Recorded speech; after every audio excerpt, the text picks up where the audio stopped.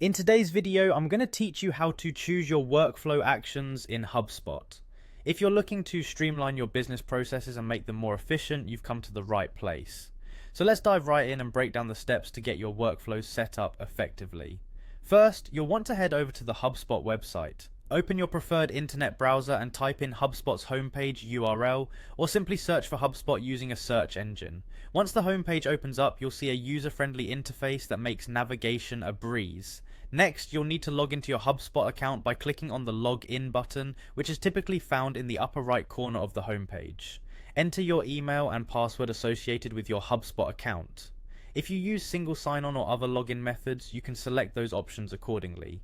Once you've logged in, you'll find yourself at the HubSpot dashboard, which acts as a central hub for all your tools and data. From the dashboard, look for the Automations option on the menu.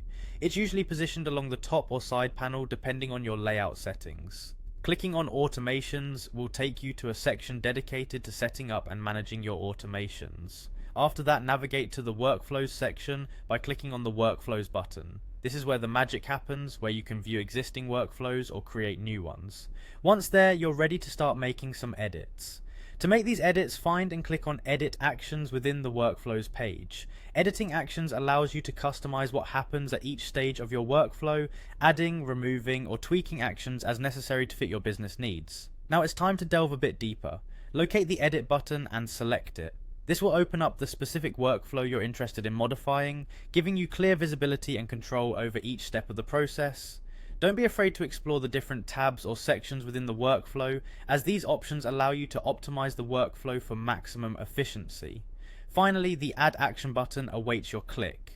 This function is crucial because it lets you integrate new actions into your workflow, tailoring them to trigger at precise moments based on specific criteria.